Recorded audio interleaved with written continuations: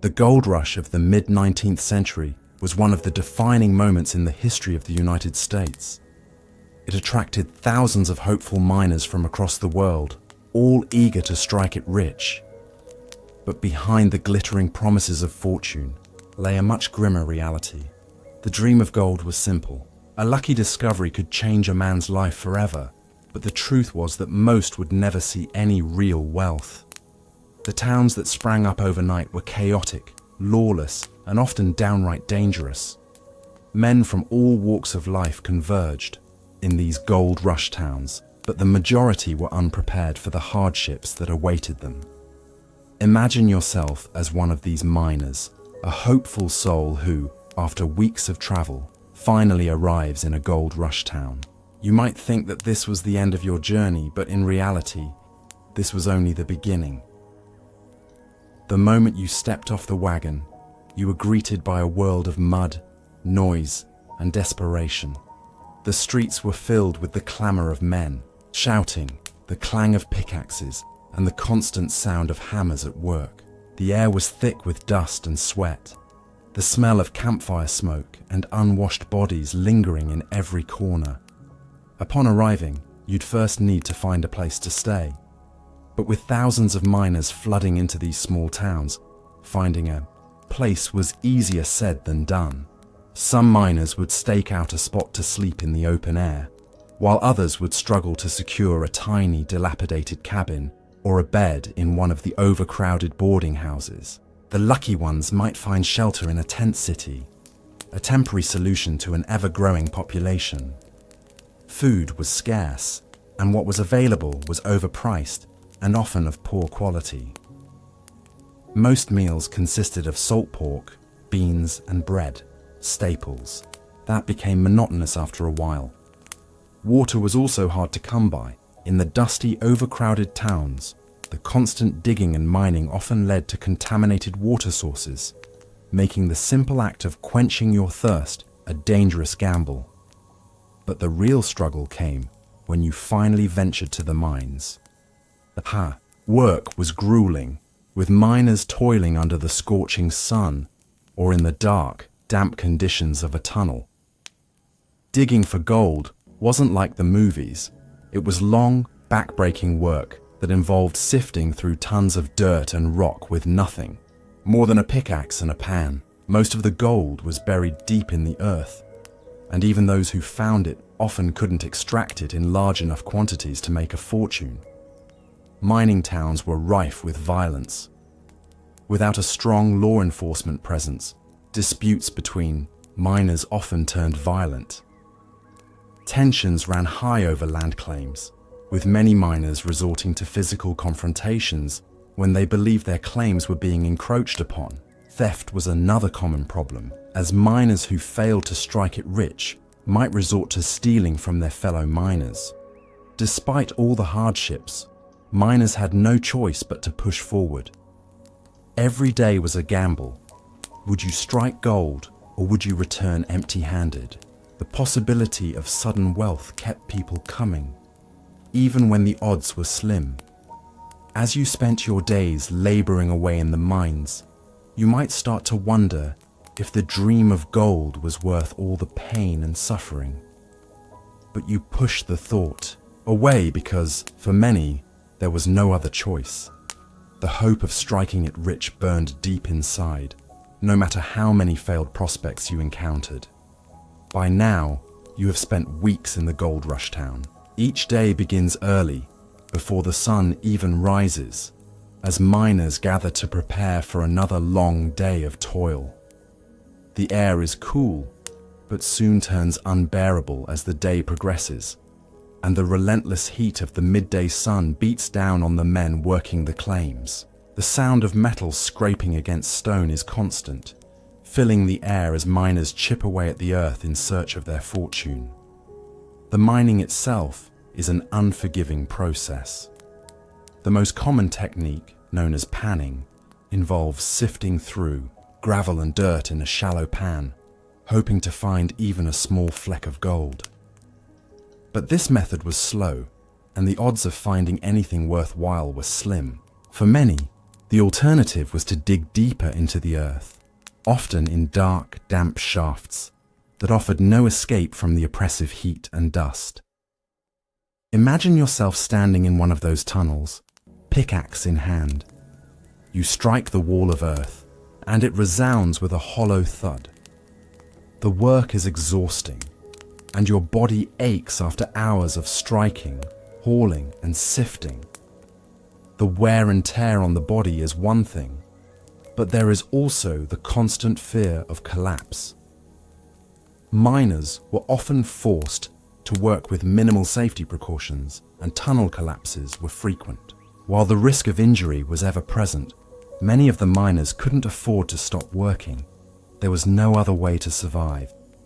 Even if you managed to extract some gold, it often wasn't in large enough quantities to make a real difference. Most of the gold that was found was in tiny specks or flakes, hardly enough to make a living. The gold rush towns became filled with men who had invested everything in the hope of striking it rich, yet they barely scraped by. It was easy to lose hope, but the fear of failure kept the men working.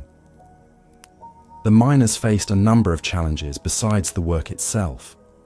Disease was rampant in the crowded mining camps, and with no access to medical care, illnesses quickly spread. Malaria, dysentery, and cholera were all too common, as were simple infections from injuries that festered in the unhygienic conditions. Many miners died from these diseases, but even more perished from accidents in the mines, which had little to no regulation or oversight. In addition to the physical dangers, there were the constant challenges of daily life in the town. You couldn't go a day without being confronted by the fact that the town was a powder keg, ready to erupt at any moment. As more miners arrived in search of wealth, the competition for land and resources grew increasingly intense.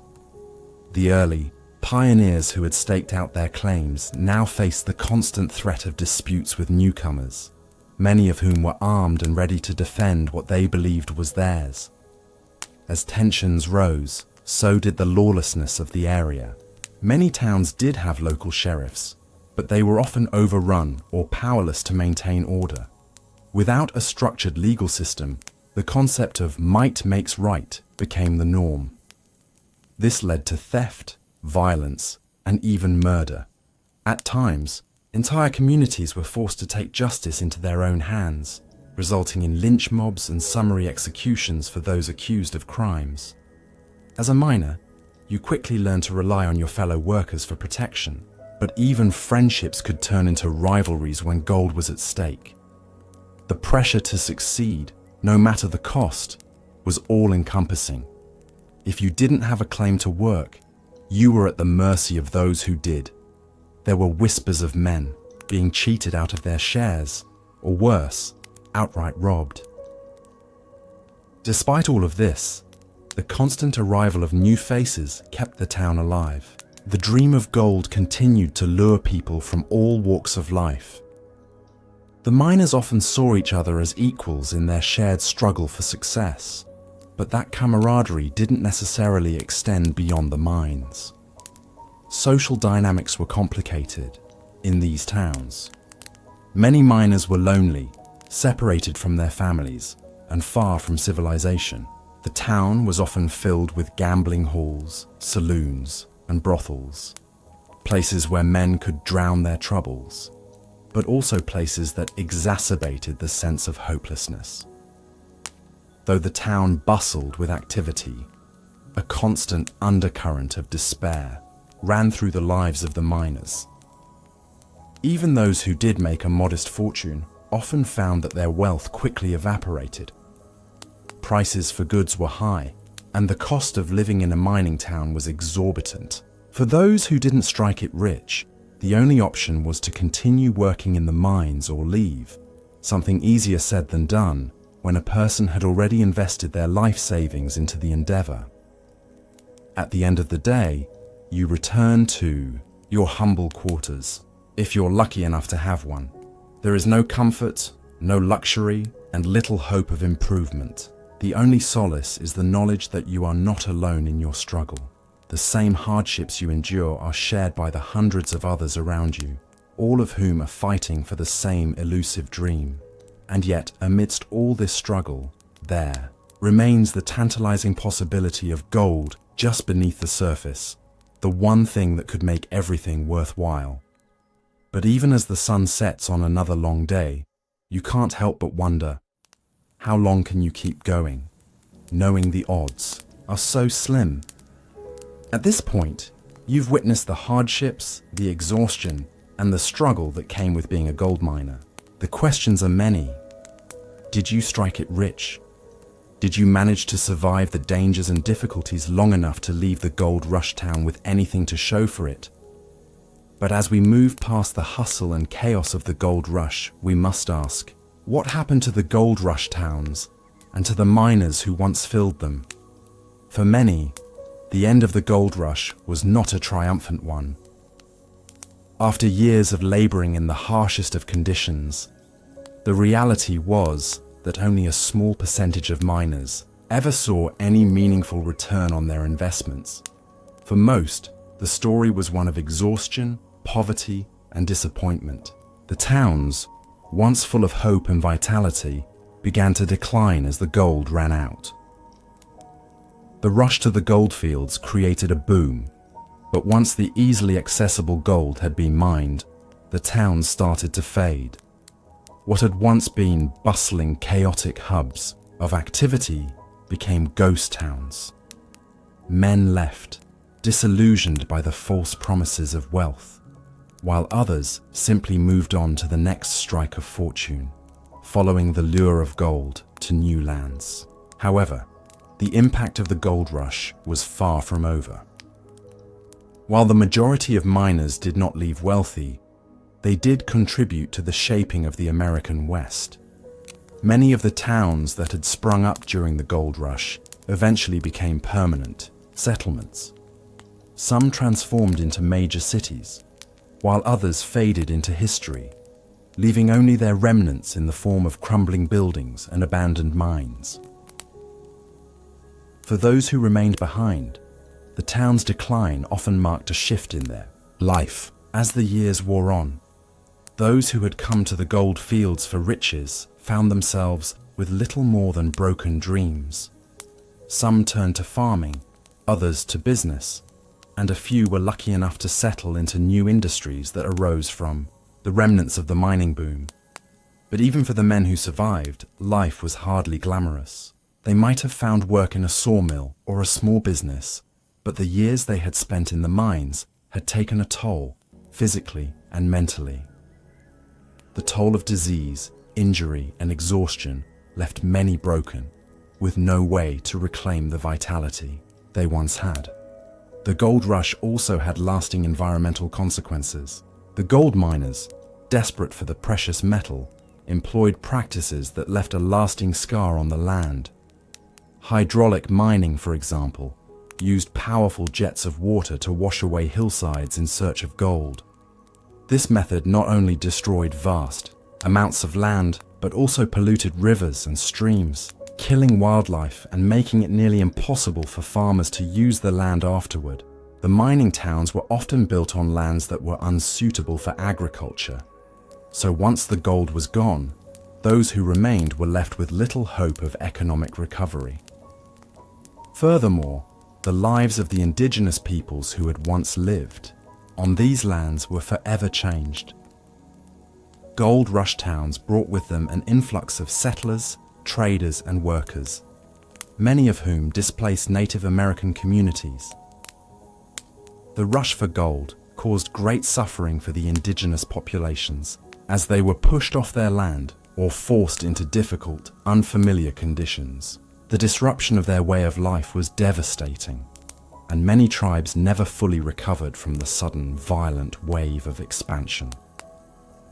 As for the miners who managed to leave the gold rush towns, their lives were never the same. Many returned home, but their wealth, if any, had often been fleeting. Their bodies had aged prematurely, and they carried the physical scars of their years in the mines. They were often left with nothing more than their memories, stories of hardship and failure that they would share with those who asked. perhaps around a fire or in the quiet moments of their later years. While the great gold rush era might have come to an end, the dream of gold never truly died. Gold rushes in other parts of the world, such as Australia and South Africa, would continue to draw hopeful adventurers. Yet the cycle of hope, struggle, and disillusionment remained the same. The gold rush is remembered in the tales of the few who struck it rich, but it is the stories of the thousands of miners who never made a fortune, who never found gold, and who walked away empty-handed that tell the truer story of the event. These are the stories of perseverance, of people enduring unimaginable hardship with little more than a dream in their hearts. Their legacy lies not in the gold they unearthed, but in the resilience and determination they demonstrated in the face of overwhelming odds. In the end, the gold rush era is a reminder of how fragile the human condition can be, of how easily dreams can be shattered, and of the surprising ways that a single moment in history can shape a future. What can we learn from the men who left everything behind in search of gold? Is there a modern-day equivalent of such reckless hope? Or perhaps the lesson lies in the simple truth that sometimes the pursuit of something bigger than ourselves can lead to unforeseen consequences, both for the individual and the collective. Imagine waking up in your small apartment on a narrow street in the bustling heart of Rome, somewhere near the Forum. The sun hasn't yet fully risen, but the city is already beginning to stir. The sound of cartwheels clattering on cobblestones, the calls of street vendors, and the chatter of early risers fill the air. You stretch, feeling the weight of a hard day ahead. It is another day in one of the most powerful cities in the ancient world, but for all its grandeur, it is a city of both immense privilege and crushing poverty. As a Roman citizen, you may enjoy certain privileges, like the right to vote in the assembly or the protection of the law. But life in Rome is still a struggle. You are part of a vast, sprawling metropolis, one where the classes are sharply divided and where the opportunities for upward mobility are limited. If you are a member of the plebeian class, your life is likely one of hard work and modest means. If you belong to the elite patrician class, you may be in a position to enjoy some of the luxuries that the empire has to offer. But no matter your status, the pace of Roman life is fast, and the city's rhythms are constant and unrelenting. The first task of your day is to check on your family or household. Roman families, though often small by modern standards, are typically close-knit. If you live in a modest insula, a kind of apartment building where multiple families share a single structure, you will see your neighbors coming and going, each busy with their own routines. The insulae, although often several stories high, are crowded, poorly ventilated, and cramped, with narrow hallways and little privacy. It's a far cry from the luxurious domus of the wealthy, but it's your home nonetheless. The streets outside are chaotic. Merchants are already setting up their stalls, hawking bread, fish, olives, or freshly picked vegetables. The air is thick with the smell of the city, salt water from the nearby port, the heavy scent of incense burning in a nearby temple, and the ever-present odor of human sweat and refuse.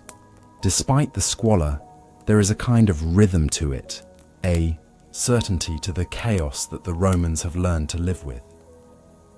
As you make your way to the street, the cobbled road beneath your sandals is worn down from centuries of use. There is no shortage of people hurrying about their business. Slaves, merchants, artisans, and soldiers all jostling in the streets. While some people hurry to open their shops, others stand in line for bread at the local bakery. A daily necessity, the workers who bake this bread are likely up long before you, toiling in the heat of their ovens. They are part of the lower rungs of society, just like you, struggling to survive in a city where competition for jobs is fierce and wages are often meager. The daily rhythm of Roman life revolves around the concept of labor. For the majority of citizens, the workday is long and grueling. If you're an artisan, perhaps you're a blacksmith or potter, your day begins early as you head to your shop, where you'll spend hours on your craft, earning just enough to feed your family. If you are a merchant, you're likely spending your day haggling with other traders or supervising the slaves who help you run your business. The wealthy may be enjoying their leisurely breakfasts at their domus or villa, but for the vast majority of Roman citizens, there is no such thing as a day off. If you are fortunate enough to work in the Roman public service, perhaps as a clerk or a minor official, you may be able to spend your day working in one of the bustling offices or courts of the city.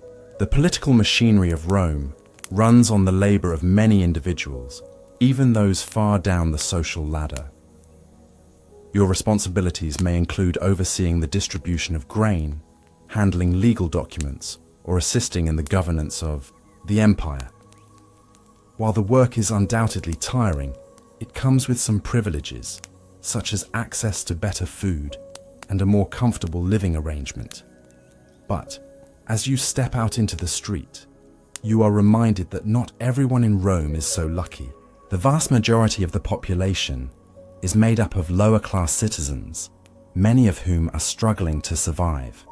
These are the people who toil in the mines, work the fields, or labor in the overcrowded and dangerous insula. For them, the promise of Roman citizenship offers little relief from the harsh realities of daily life. If you're a member of this underclass, your life is likely to be one of uncertainty, with little hope of advancement or improvement. Despite this, there is still a strong sense of community in Rome. The city is home to temples and shrines dedicated to the gods, where citizens of all classes come to pray, offer sacrifices, and seek divine favor. The Roman gods are an ever-present part of everyday life, and no matter your class, there is a deep respect for the power of the gods in shaping your fate.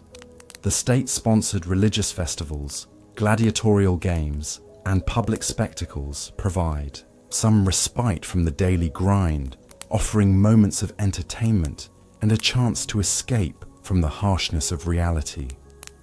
But even as the day stretches on and you perform your daily tasks, you may start to notice the tension that lies beneath the surface of Roman society. The growing disparity between the rich and poor is becoming more evident. The political elite enjoy all the luxuries of wealth, from marble homes to lavish banquets, while the lower classes continue to struggle just to feed their families. The gap between these two groups is widening, and it is only a matter of time before the pressure begins to boil over. You may not yet be aware of it, but Rome is beginning to change.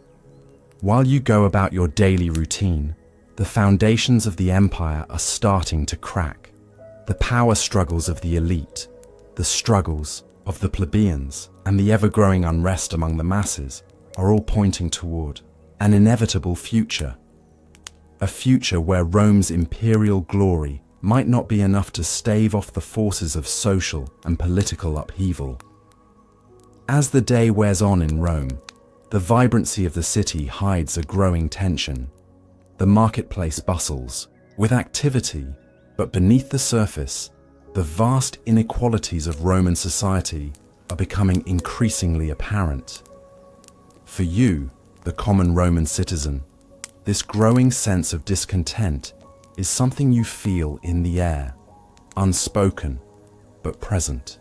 It's not just the noise of the crowds or the heat of the sun that is starting to get to you, but the sharp divisions between the elite and the poor, the powerful and the powerless. You've witnessed the changes in the city over the years. Rome has grown, its population swelling to over 1 million people, an urban center like no other in the ancient world. But with that growth has come immense inequality.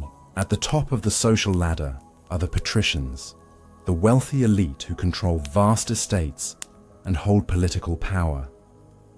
They live in grand domus, with marble floors, frescoed walls, and ornate courtyards. Their wealth is built on land, slaves, and the labor of others. They enjoy luxuries unimaginable to the common man, while the majority of citizens, like yourself, are struggling to survive in overcrowded insulae where conditions are harsh and dangerous. As a member of the plebeian class, your life is hard. You work long hours as a laborer, merchant, or artisan, barely earning enough to cover the costs of food, rent, and the many demands of daily life. The price of bread fluctuates constantly, and when it rises too high, it feels like the very foundation of your existence is under threat. The grain dole, a system set up by the government to provide free or subsidized grain to citizens, offers some relief, but it's not enough. Even the grain dole has become politicized. Every year, politicians use it as a tool to gain favor with the masses. The bread is often seen as a bribe to win votes, and you know that your survival is often tied to the whims of those in power. As you walk through the crowded streets, it's hard not to notice the growing signs of unrest. It's a common sight now. Groups of plebeians gathered in the forums discussing the latest grievances. The poor are becoming more vocal, more organized. Riots, while not common, are starting to occur more frequently, and you wonder whether they'll come to your neighborhood next. The gap between the rich and the poor is widening, and you can feel it in your bones. The rich become richer, while you and your fellow citizens struggle just to get by. You hear rumors of unrest in the military as well. The legions, once the pride of Rome, are growing discontented with their treatment. Soldiers are being sent to far-off provinces to fight in distant wars, and their pay has become unreliable. The once strong loyalty to the Roman state is starting to fray. The soldiers are just as unhappy as the plebeians. Many of them are from the lower classes themselves, and their lives in the military are not the glamorous stories of valor that are told in the streets. They live in squalor, far from their families, often without proper pay or food. You've heard whispers of soldiers being used as pawns in political games, sent to quell unrest or fight battles that seem increasingly irrelevant to their own lives. The Senate, the governing body of Rome, seems more distant than ever. The power struggles between the patricians, the aristocracy, and the populist politicians are escalating. The rich senators live lives of luxury while the plebeians suffer. You hear of senators passing laws that only benefit themselves or their allies, laws that make it even harder for ordinary citizens like you to survive. Even the emperor, the highest office in the land, seems increasingly detached from the people. His grandeur, his palaces, and his lavish lifestyle are far removed from the struggles of everyday life. But perhaps the greatest strain you feel is the growing disillusionment with the promises of Roman citizenship. The rights granted to Roman citizens, like the ability to vote and participate in the assemblies, are privileges on paper, but they rarely translate into real power. For you, as a common Roman, your voice in the Senate is virtually non-existent. The idea of the Roman citizen has become hollow, as the voices of the wealthy few drown out the cries of the many. Amidst all of this, there are those who would seek to exploit your frustrations. Populist leaders, men with lofty promises of reform, rise and fall, each offering a vision of a better Rome, but none are able to deliver.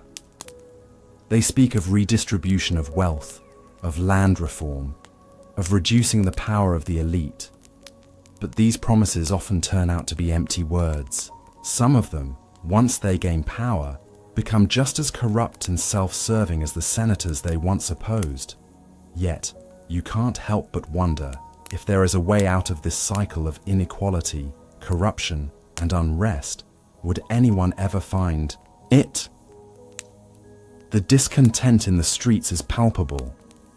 You have heard whispers of a new class of leader, one who could speak to the needs of the common people, a man who understands the hardships of daily life and who might be able to bridge the growing divide between the rich and poor.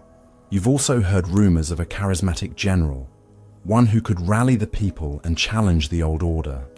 But the question remains, could one man truly change the course of history, or would Rome continue its steady decline, devoured by its own internal struggles? The sun begins to set, and the city of Rome doesn't seem to quiet down. If anything, the noise grows as the street vendors, the politicians, and the soldiers continue to fill the city with their voices. But despite the bustle, a deep uncertainty hangs in the air, and you can't help but wonder, how long will Rome, this great empire, remain unshaken by the forces of change that are building on the horizon? As night falls over Rome, the city's rhythms continue to thrum, but the underlying tension that has gripped the streets all day has only deepened. You feel it in the air, an uncertain future for a city that once seemed impervious to change. The senators and the emperor might continue to live in their marble palaces, but the streets of Rome are increasingly filled with people who are questioning whether the system, which has lasted so long, is really serving them anymore. There is a sense that something is going to break. Whether it will be the city's social order, its politics, or the very foundations of its empire, no one knows. The growing unrest isn't just limited to the plebeian classes, although it's most visible in the way people on the streets talk and act. Even the soldiers in the legions, once the proud protectors of Rome's borders, have begun to lose faith in the promise of Roman glory. It's not hard to see why. The endless expansion of the empire requires more resources, more soldiers, and more wealth, resources that are becoming harder to obtain. The legions are being stretched thin, deployed to distant provinces, where the threats are often unclear and the rewards seem far removed from the riches of Rome itself. For a soldier, the promise of honor and wealth is starting to feel like a myth, and you can see it in their eyes when they return from their campaigns. They come back broken and weary, often without the rewards they had hoped for. But this dissatisfaction, though widespread, is far from universal. The upper echelons of Roman society, those who have the power, remain largely untouched by the struggles of the common people. The senators and wealthy elites have perfected the art of politics, using their wealth to manipulate public opinion and consolidate power. Even in the face of growing unrest, they continue to feast in their palatial homes, unbothered by the daily struggles of those who live in the city's shadow. You wonder, as the night grows darker, if there's any way for the common Roman citizen to make their voices heard. The very structure of Rome, with its layers of bureaucracy, its entrenched political system, and its rigid class divisions, makes it incredibly difficult for the average person to change anything. The vast majority of citizens have no true political power beyond their ability to vote for the officials who rarely have their best interests at heart. Even the popular games and festivals, those brief moments of spectacle that provide temporary relief from the grind of everyday life, are becoming hollow. They are more a tool of political control than a genuine means of entertainment or celebration. You're aware of the rumors that spread through the streets at night, the stories of populist leaders rising from the ranks of the common people, men who speak directly to the frustrations and needs of the populace. One such figure, Julius Caesar, has already begun to make waves. His rise to power is a topic of much gossip and speculation, and while many fear his ambition, others see him as a beacon of hope, someone who might, just might, address the vast inequalities of Roman life. Caesar's rise is not without its critics. Some see him as a dangerous man, one whose quest for power could destroy the very fabric of Rome. But for many, the promise of change, no matter how radical, is too enticing to ignore. It seems to you, and to many others, that the time for mere reforms has passed. The old way of ruling Rome, through the Senate and its elitist power structures, is no longer working. The people need someone who understands their struggles, someone who can lead not just with words, but with action. Yet, as the whispers of Caesar's ambitions fill the streets, there is also a growing awareness that the future of Rome may not be one of peaceful transformation. Instead, the city may be headed for a reckoning. The wealth and power of the elite, combined with the simmering anger of the lower classes, could very well lead to civil war.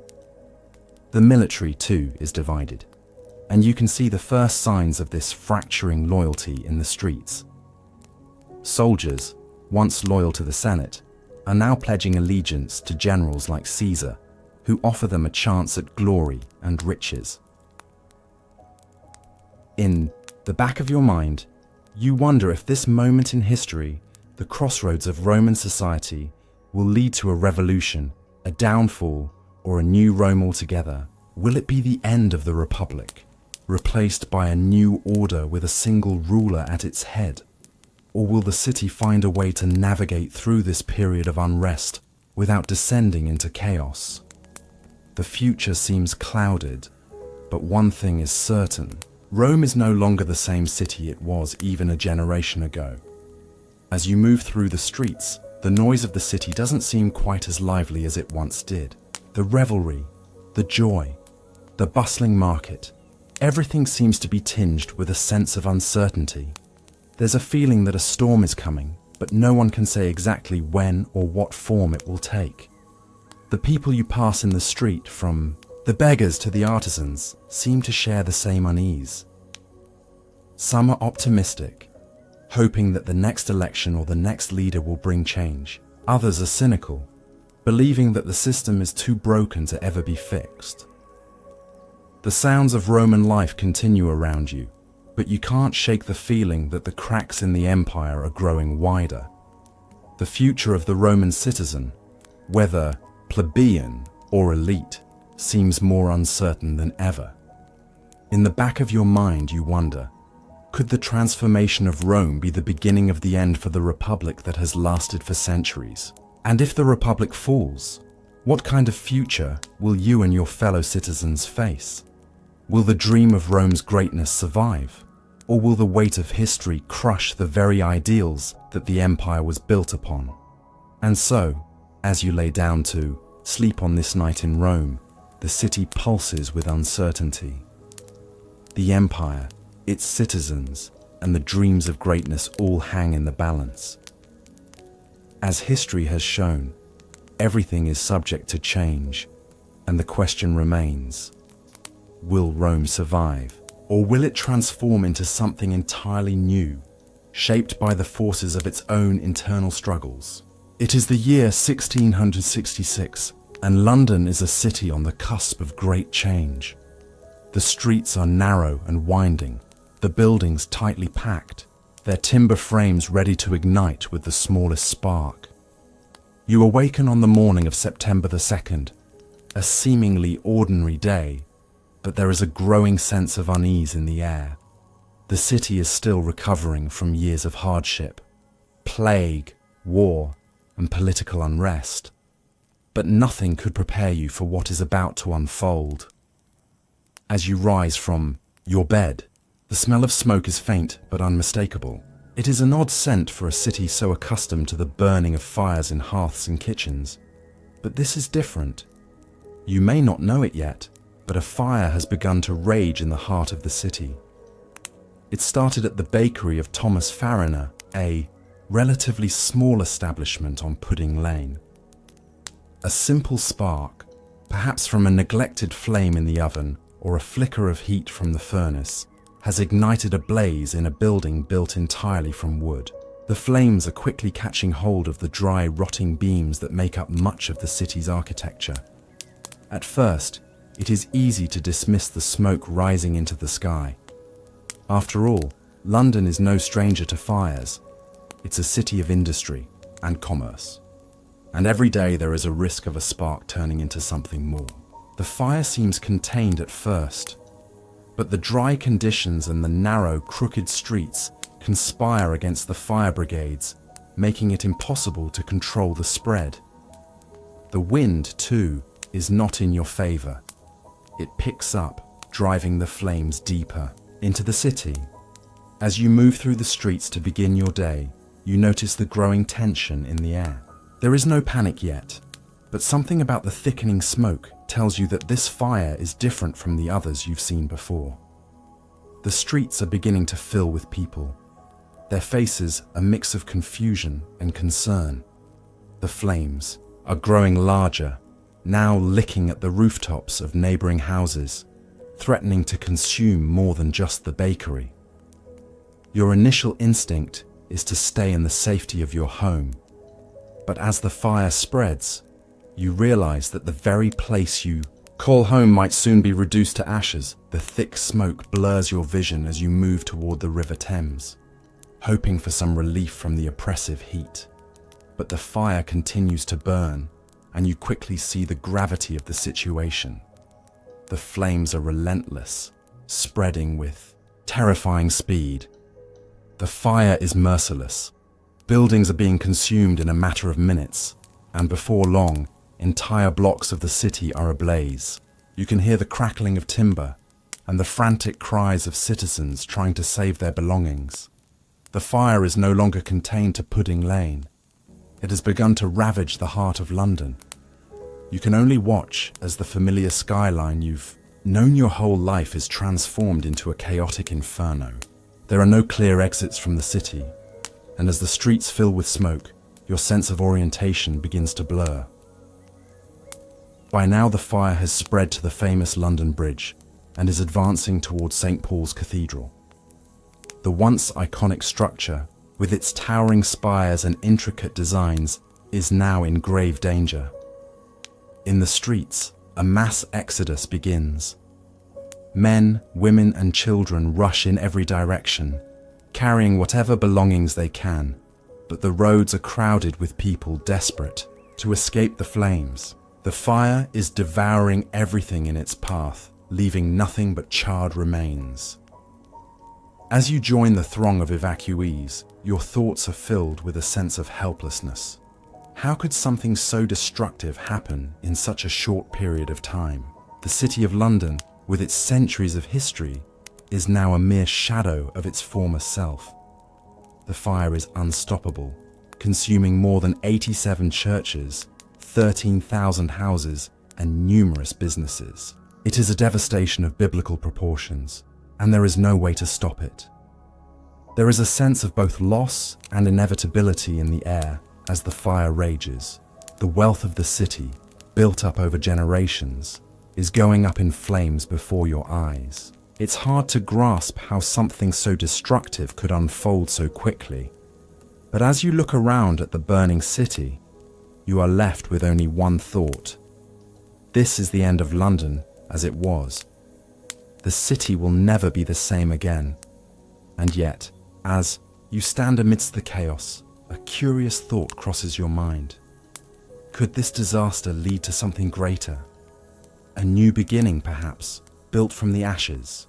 The flames may have destroyed everything in their path, but in the destruction, there lies the possibility of a rebirth. The fire rages on, and it feels as though the entire city is being consumed. The smoke is so thick now that it seems to cloak the sun, turning the day into an eerie twilight. The frantic noise of people running through the streets is accompanied by the crackling of burning wood, the sounds of collapsing buildings, and the faint ringing of church bells. The only sound that persists through the chaos, as if trying to remind everyone of a past life that no longer exists. As you move through the crowd, the destruction becomes more apparent. The River Thames, normally a bustling route for trade, is now a lifeline for those desperate to escape. Some are jumping into boats, hoping to row to safety, while others wade into the waters, hoping for a brief respite from the heat. Yet the fire shows no mercy, its flames so fierce that even the river seems to offer no escape.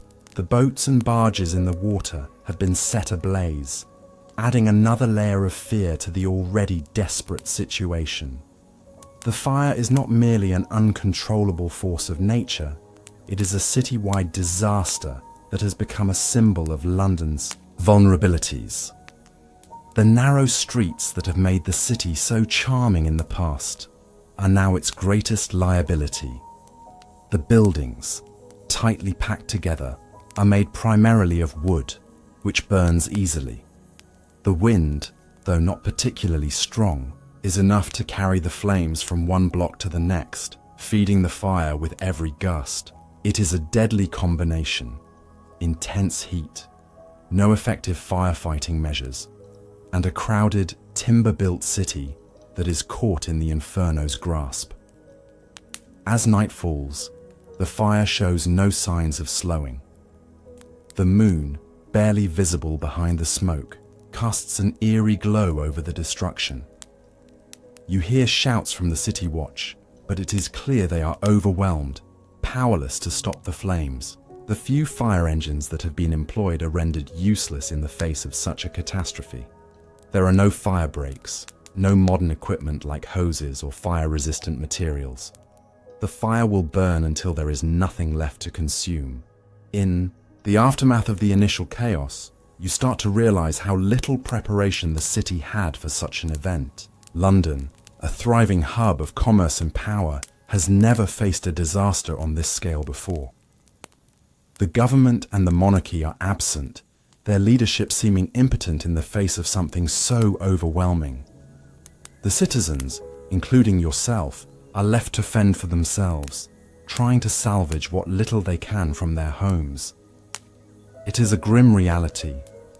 The loss of life and property is already staggering, and as the fire continues its unchecked advance, it's impossible to predict what will remain when the flames finally die down. By now, the wealthy and the powerful have fled to their country estates. They have left behind their homes in the city, abandoning their properties as the fire moves closer to their residences. Those who are less fortunate, like you, are left in the streets, seeking refuge wherever they can find it. The sense of displacement and despair is overwhelming. London is not just a city of stone and mortar, it is a place of memory, of history. It's the city you've always known, with its familiar landmarks, its markets, and its daily bustle. Now that world is slipping away, consumed by fire. But even amid the devastation, a strange sense of solidarity emerges. People work together, though their efforts are often futile.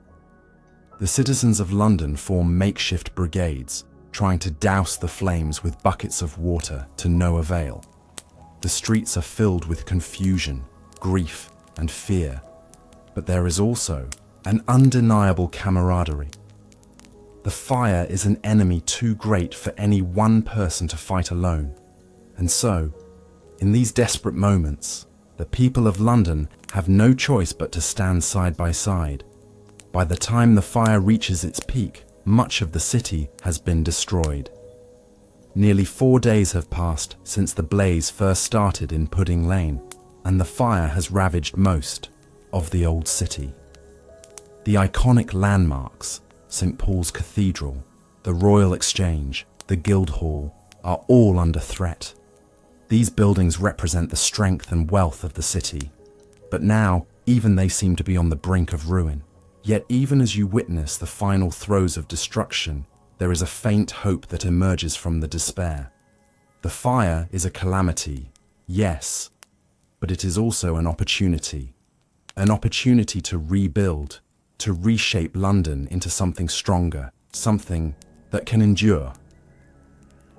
Finally, after 4 days of relentless flames, the fire begins to subside.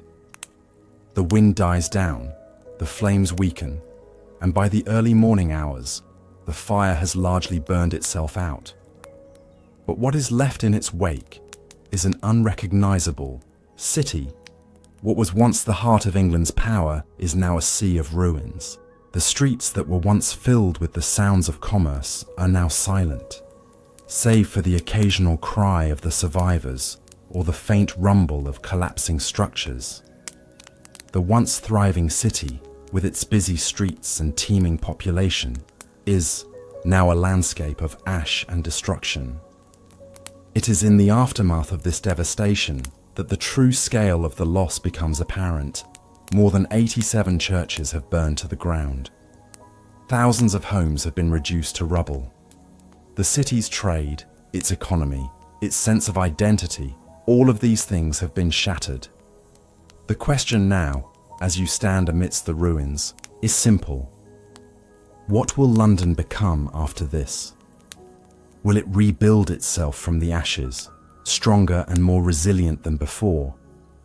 Or will the wounds of this disaster be too deep to overcome? You don't have an answer yet, but you know this.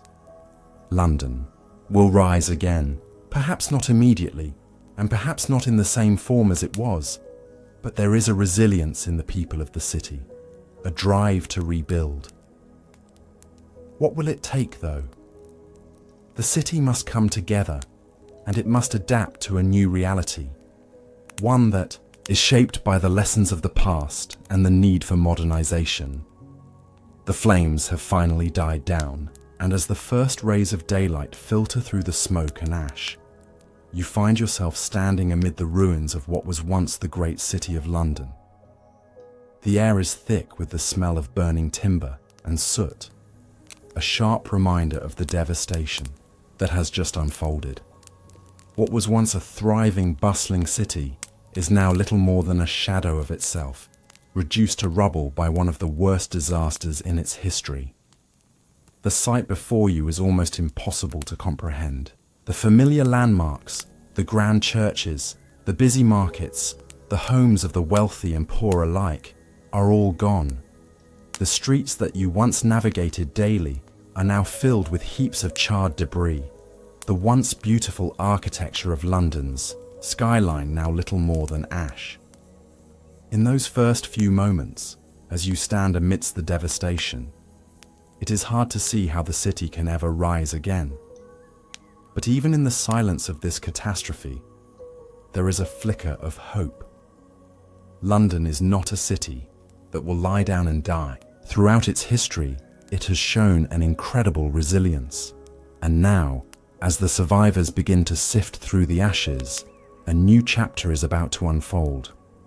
What was lost in the fire must be rebuilt, and though the task will be monumental, the very nature of this destruction will push London into a transformation that would reshape it for centuries to come. The first task, of course, is survival. You, along with thousands of others, are left with nothing but the clothes on your back and the remnants of a life you once knew. For many, this is a devastating loss. The wealthy have fled, their estates burned to the ground, but they will likely rebuild elsewhere. For the common people, however, the situation is dire. Your home, your livelihood, and all your possessions are gone. Yet, there is a strange sense of unity among the survivors. The devastation has shown the people of London that despite their differences, they must now work together to survive and rebuild. The government, in the wake of this catastrophe, must also find a way forward. King Charles II, though removed from the everyday lives of his citizens, understands that London cannot remain in ruins. His monarchy has been through turbulent times, and this fire has presented an opportunity to reassert control and leadership in a city that has seen too much instability. The king's response to the disaster is one of action. He commissions a rebuilding plan that will not only repair the damage, but also modernize the city, making it more resilient to future disasters. The rebuilding process will be long and difficult. The first steps are to clear the debris and provide shelter to those who have lost everything. Temporary tents and shelters spring up across the city, and slowly life begins to return to the streets, though in a different form than before. As the weeks pass, the recovery process starts in earnest. Skilled workers, laborers, and artisans from across the country arrive to lend their hands to the effort. It is a moment of national unity as the people of England rally behind their capital, city. But what truly sets this rebuilding apart is the vision for the new London. The destruction of so much of the city has forced the planners and architects to rethink the city's design. The narrow, cramped streets that contributed to the fire's rapid spread are no longer acceptable. The new London will be better organized, with wider streets and fire-resistant materials to prevent future tragedies. The rebuilding plan calls for the use of brick and stone rather than wood in the construction of new buildings. This will make the city more durable and able to withstand future fires. Renowned architect Christopher Wren, among others, is brought in to design the new St. Paul's Cathedral, a symbol of both recovery and renewal. The cathedral's dome, which will rise high above the city, becomes a beacon of hope, a reminder that even after the worst of destructions, there is always the possibility for something greater to emerge. Wren's designs for other buildings also become part of a broader plan to make the city safer and more beautiful, giving rise to the architectural legacy of the post-fire London that we recognise today. As the rebuilding takes shape, the people of London begin to return to some semblance of normality. Shops open their doors again, markets begin to bustle with life, and those who had once fled return to see the progress being made. There is a new spirit in the city, one of cautious optimism. The fire has cost London dearly, but it has also shown the strength of its people. The resilience of the survivors has paved the way for a new chapter in the city's long history. For you, as a citizen of this reborn London, the city feels different now. The streets, though still under construction in some areas, are wider, cleaner, and more organized. The city is slowly reclaiming its grandeur, though it will take years to truly rebuild. But the destruction of the fire is still fresh in everyone's minds, and its legacy will continue to influence how the city develops. New laws are put in place to regulate construction to ensure that the mistakes of the past are not repeated. As you walk through the rebuilt London, you cannot help but reflect on what this city has endured and overcome. What was once a thriving metropolis, consumed by fire, has now risen from the ashes stronger and more modern. The streets may look different, and the skyline may have changed, but the spirit of London remains unchanged. In the face of one of the greatest disasters the city has ever known, London has shown that it is a city that cannot be destroyed. You have witnessed a city's destruction and rebirth. The fire of 1666, though tragic, has ultimately been a catalyst for change, a tragedy that led to an enduring legacy of resilience and transformation. And as you look at the new St. Paul's Cathedral rising above the city, you know that London will continue to endure, no matter what future challenges it may face. The city, much like its people, is forged from the fires of adversity, always ready to rise again. It is the year 1347, and you live in a small town, nestled among the rolling hills of medieval Europe. The life you know is simple, built around the rhythms of the seasons and the quiet work of farming, trading, and family. The world seems vast, distant, and relatively unchanging, and for most people, the daily concerns revolve around survival. The harvest, the market, the church services, the occasional feast or wedding. Life, though difficult at times, follows a predictable course. But all that is about to change. You are among the first to hear the rumours. It starts with whispers, scattered tales of sickness, of entire villages falling ill and dying with alarming speed. At first, these rumours seem distant, a mere inconvenience that might never touch your life. It's just a sickness, you tell yourself. After all, illnesses are nothing new. Every year, There are fevers, colds, and diseases that ravage the countryside. Death is a part of life, but this time, the stories are different. The symptoms are unlike anything you've heard of before. Victims grow weak, their skin turning dark, as if the very life has been drained from their bodies. Some suffer from strange, painful buboes, swollen lymph, nodes that appear suddenly, often in the armpits, groin, or neck.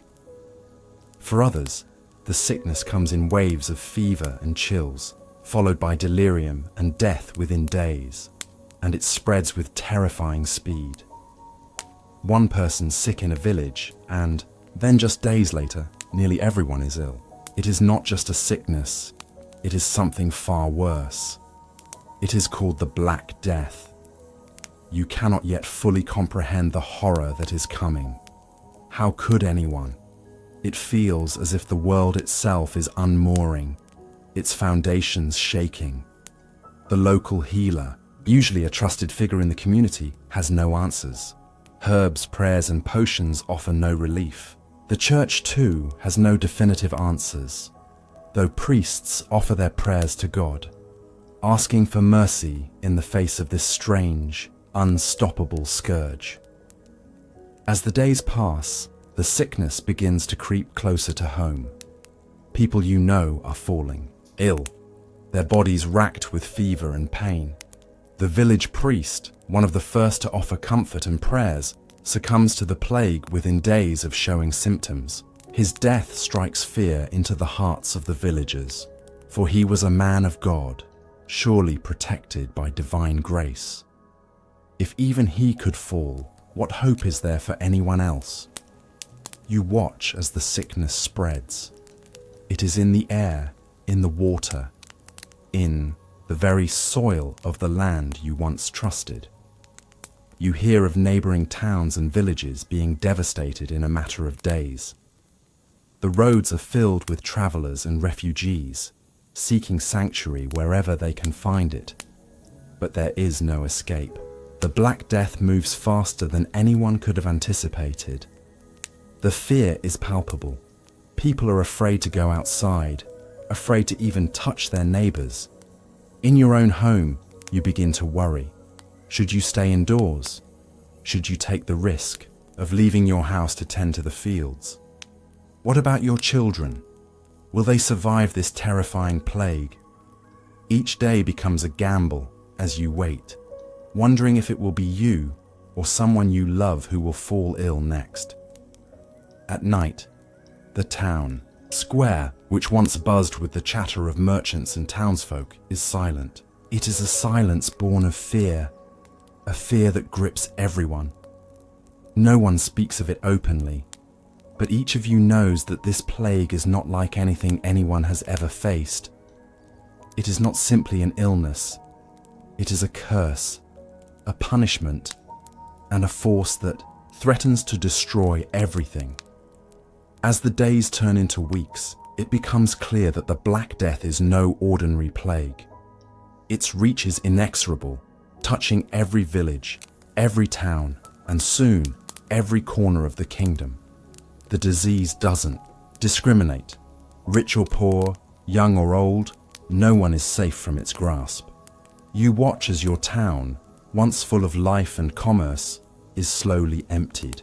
The familiar faces you've seen every day, neighbors, shopkeepers, children who once played in the streets, are now absent.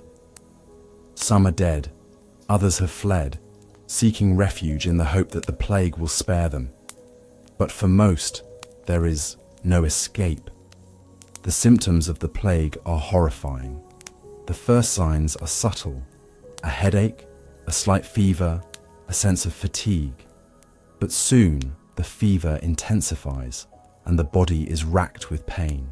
The swollen buboes appear, black and painful, and for many, death comes swiftly. Some people die within hours of falling ill, while others linger for days, writhing in agony. It's not just the physical toll that weighs on you, it's the emotional toll as well. The fear in the eyes of your loved ones is unbearable. you cannot help but wonder, is this your fate too? The streets of the village are deserted. Once lively marketplaces are now ghost towns, the stalls abandoned, their wares left to rot. The silence that has fallen over the town is suffocating, broken only by the cries of those who are suffering and the eerie wail of church bells tolling the death of yet another soul. There are no longer enough hands to bury the dead. At first, the villagers attempted to hold proper funerals, but the scale of the death soon overwhelms any such efforts. Bodies are piled into mass graves, hastily dug by the few who are still able to work. Some of these graves are so large that they seem to swallow entire families, all laid to rest together, their fates sealed by a sickness that seems to have no explanation and no mercy. As the plague continues its relentless march through the village, you begin to feel as though you are living in a nightmare. The very air you breathe feels heavy, tainted. Your own family has not been spared, and you watch in horror as one of your relatives succumbs to the disease. They grow weaker and weaker each day, their body unable to fight off the infection. No remedy, no prayer, no herb, no potion can stop the inevitable. You can only wait and watch as death moves ever closer. When they die, the grief is profound, but it's also mixed with a sense of helplessness. You know that even if you could offer comfort, it would do little to alleviate the pain, and you have no words left to ease your own heart. In the midst of this suffering, there is little to hold on to. The church promises that the plague is a punishment from God, a reckoning for the sins of mankind. The priests urge the villagers to repent, to confess their sins and beg for mercy. Some people do, believing that the plague can be ended through prayer and penance. But even as people flock to churches, hoping for divine intervention, the plague continues unabated. The death toll rises with each passing day, and the hope that salvation might come feels more and more distant. Even as the plague continues to devastate the town, another fear takes hold of you. The fear of being blamed. When a community is under threat, it is easy for suspicion and paranoia to grow. Rumors spread like wildfire, and in times of crisis, it seems that no one is safe from accusation. In some places, the Jewish community is blamed for poisoning the wells, accused of causing the plague by some twisted interpretation of religious belief. You hear reports of entire communities being slaughtered in other towns, scapegoated for something beyond their control. Though there are no accusations yet in your town, the whispers of blame are beginning to surface. Could you be next? Could someone in your family be accused of causing this misery?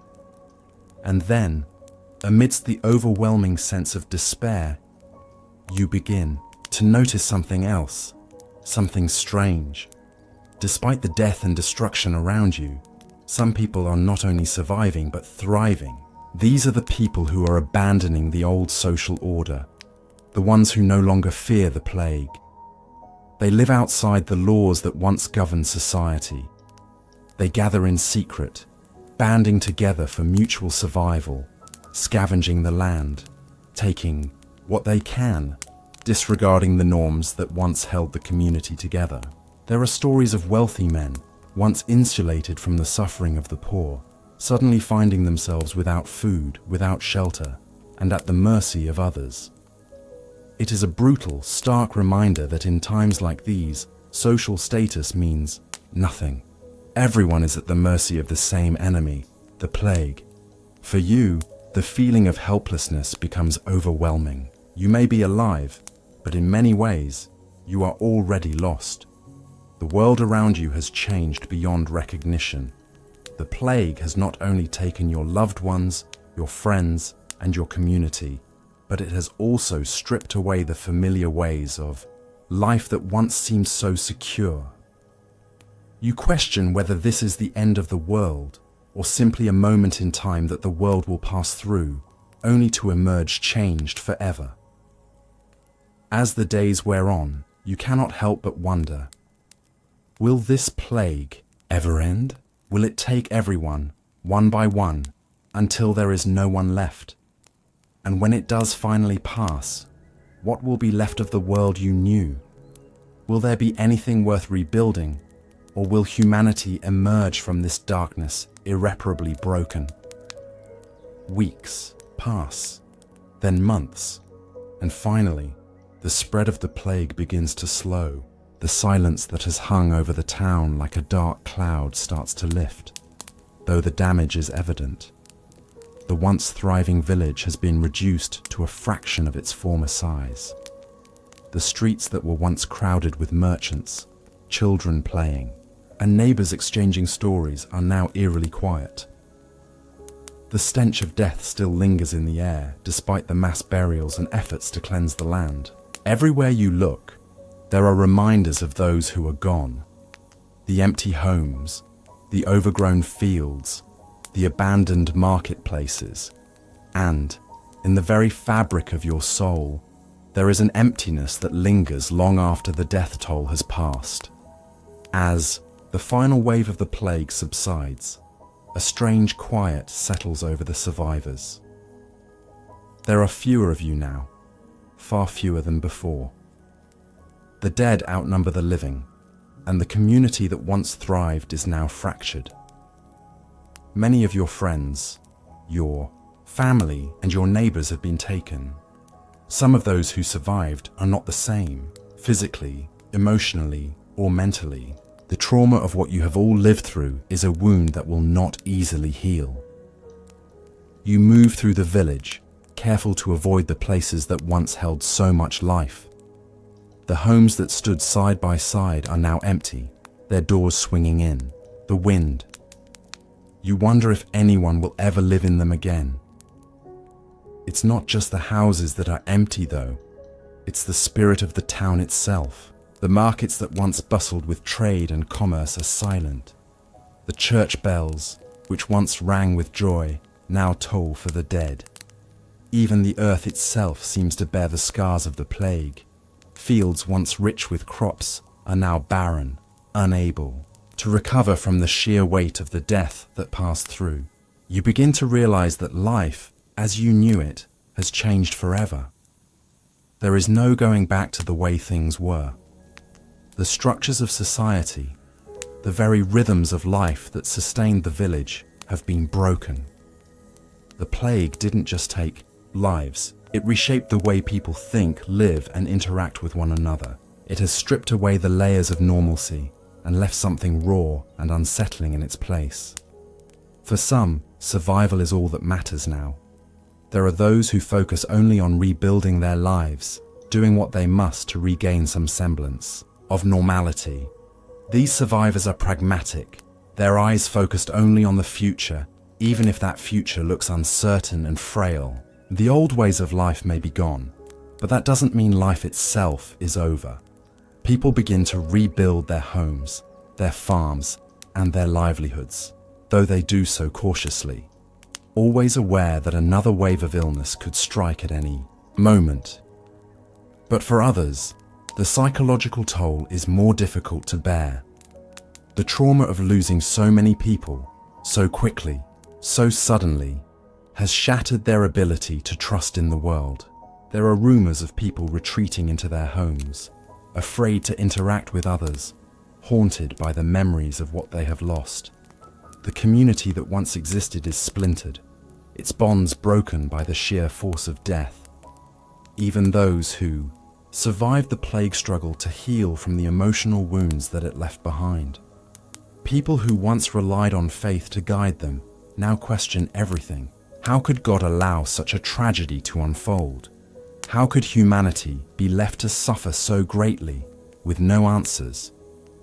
In the years that follow, the town begins to recover, but it is not the same town that existed before the plague.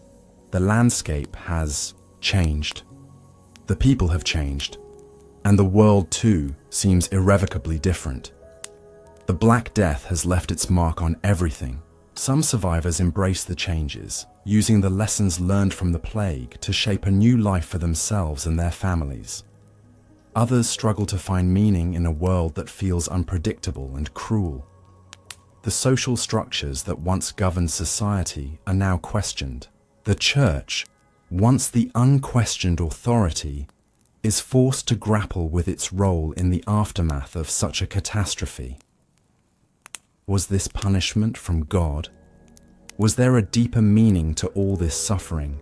Or was it merely a random and terrible event, without reason or explanation? The economy too undergoes a profound transformation. With so many dead, labor is in short supply, and this shift begins to give the lower classes more bargaining power. Wages rise for those who remain alive, and some workers begin to demand better conditions and treatment. The wealthy, having lost much of their workforce, struggle to regain control over their lands and businesses. A shift begins to take place, one that will echo throughout the coming centuries. The gap between the rich and the poor, once firmly entrenched, starts to feel more fluid. People begin to realize that the world is fragile, and the structures of power that seemed so unshakable can be broken in an instant. Perhaps most striking of all is the way the Black Death has forced humanity to reckon with its mortality. Before the plague, life seemed predictable. But after it, there is a realization that death is not something distant or abstract. It is something immediate and real. And in that realization, there comes a new sense of urgency. Life, as fragile as it is, must be lived more fully. For those who survived, the world now feels both more precious and more precarious. The plague has left you with an awareness of the fragility of life, and you cannot help but see the world differently now. As the years pass, the memory of the Black Death fades from the daily life of the town. New generations are born, and the town begins to fill again, though never to its former size. The deaths that wiped out entire families are remembered, but life moves on. The land is worked again, the fields are ploughed once more, and the church bells ring once again, albeit with a more somber tone.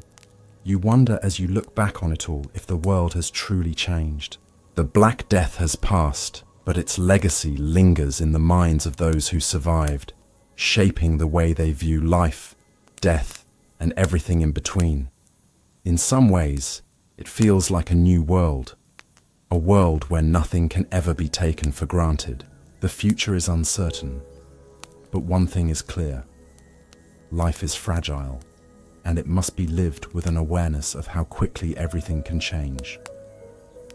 The year is 1607, and you find yourself aboard a cramped ship, tossed by the waves of the North Atlantic.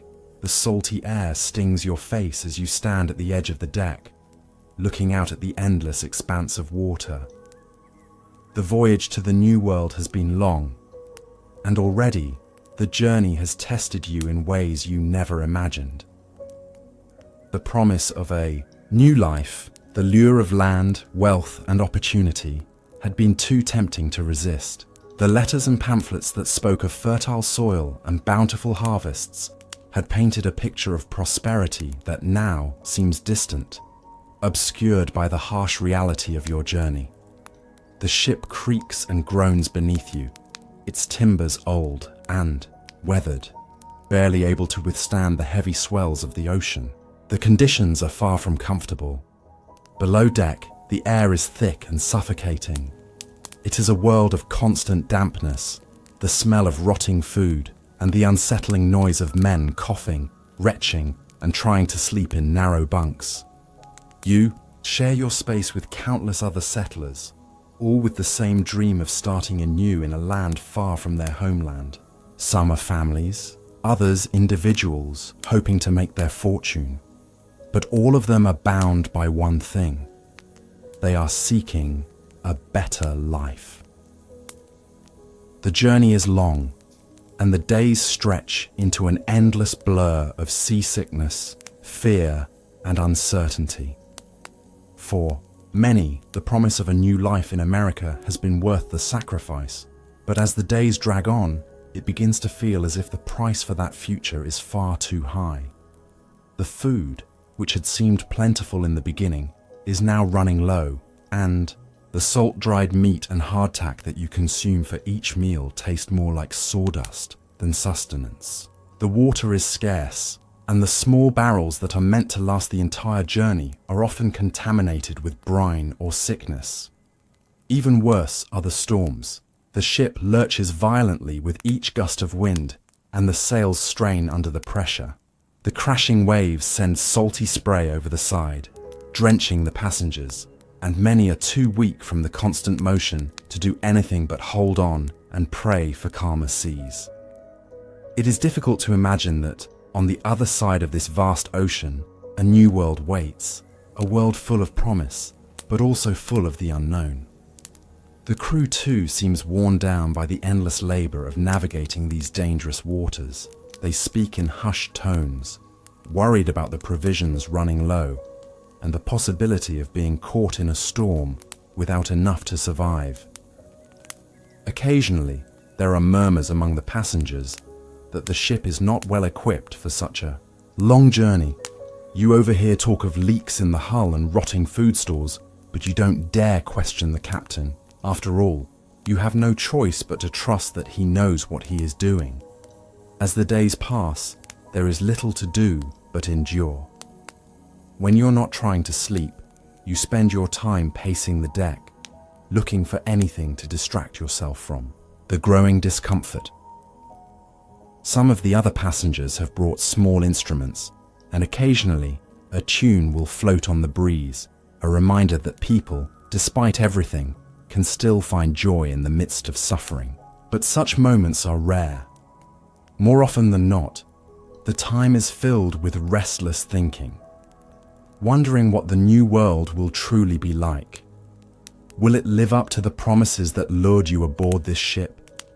Or will it be just another place of struggle, where the hardships of the old world are only replaced by new ones? The disease, too, is never far from your mind. Sickness spreads quickly in close quarters, and each day, it seems, someone else falls ill. At first, it was just a few coughs, a few weak passengers, but now the fevers and vomiting are becoming more frequent.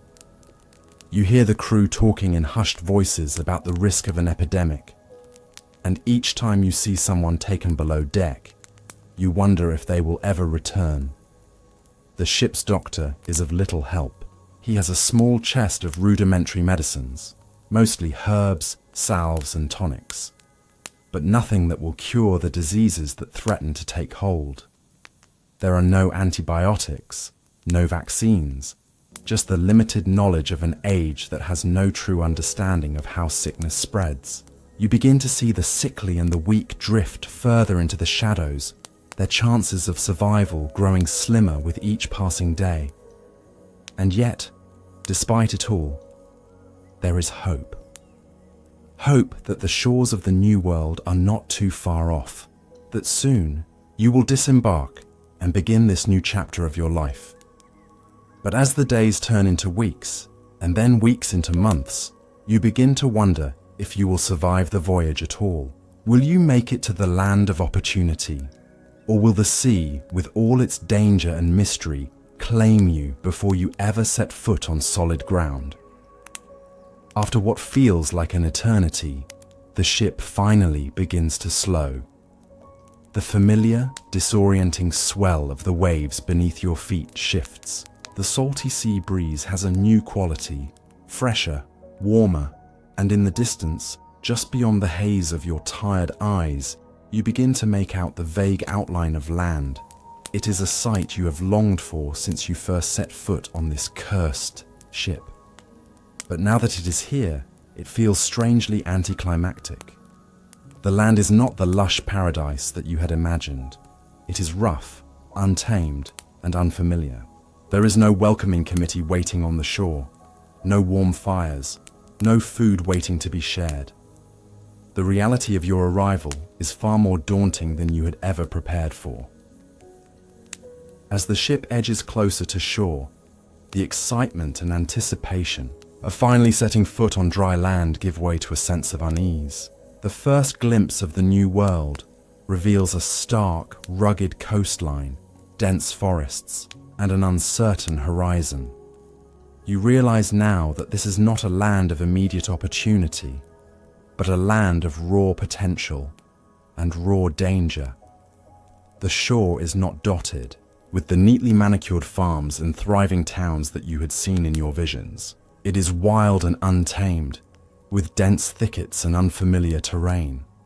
There are no markers of civilization, no signs of friendly natives to greet you with food or trade. Instead, all you see is wilderness. When the ship finally anchors, you and the other settlers are told to disembark, but the process is slow and disorganized. The crew, still weary from the long voyage, assist only half-heartedly. The docks are crude, made of rough wood and hastily assembled. The men and women, hungry and tired after months on the ship, step onto the land with uncertainty, unsure of what to expect next. The captain, who had promised so much at the start, is nowhere to be found. He leaves you to the mercy of the land. The settlement area is sparse, at best. It is a small stretch of land near a river, surrounded by dense forests that seem to close in on you like an impenetrable wall. The area appears untouched by human hands, save for a few makeshift shelters built by previous explorers or indigenous groups. There are no signs of other settlers, no familiar faces to offer support. Just the overwhelming feeling that you and your fellow passengers are on your own. The first few days are spent unloading the ship. The rations that had been so carefully saved for the journey are quickly distributed, but you know they won't last long. There's no food here in the wilderness, no crops to harvest. For all the promises of fertile soil, there is nothing immediately available to sustain you. The only thing available is what you and the others can scavenge from the environment, or trade with any native tribes that may be in the area. You feel a profound sense of isolation. Your group is small, and everyone is weary from the journey, their energy drained by the harsh conditions of the passage. It is not the hopeful adventure you had been promised. Instead, it feels like you have landed on the edge of the world, in a place that seems indifferent to your presence. The trees are tall and ancient, the forest dark and foreboding. The unfamiliar landscape feels alien, and there are no roads, no familiar markers to show you the way forward. Every step you take seems like a risk, a venture into the unknown. The natives, if there are any, have yet to appear, but there are signs of their presence. Smoke rises in the distance and you catch glimpses of figures moving between the trees. Fear creeps in. Will the natives be hostile? Will they see you as invaders, or will they offer trade and assistance? It's impossible to know, and there is no one here to provide guidance. You must rely on the goodwill of your fellow settlers, and, for the time being, make do with whatever you can find. Building shelter becomes the first priority. You and the others begin to gather what you can from the surrounding area. Wood from fallen trees, materials to build makeshift huts and tents. The work is laborious, and the harsh weather doesn't make it any easier. The cold nights cut through your layers of clothing, and the mornings are foggy and damp, making even the simplest tasks feel like monumental efforts. There is no warmth to be found in the land, and food is scarce. The prospect of surviving here, at least in the short term, feels more like an impossible challenge than a hopeful beginning. Each day, the settlers become more and more anxious. They are not just hungry for food, but for direction, for guidance, and for leadership. There are murmurs of doubt. Should they have stayed behind in England? Was this venture a mistake? The promises of riches and prosperity are already starting to feel like distant dreams, replaced by the overwhelming reality of survival. The idea of trading with the natives is discussed, but no one knows how to approach them. Some settlers want to build defenses, afraid that the indigenous people might see them as a threat.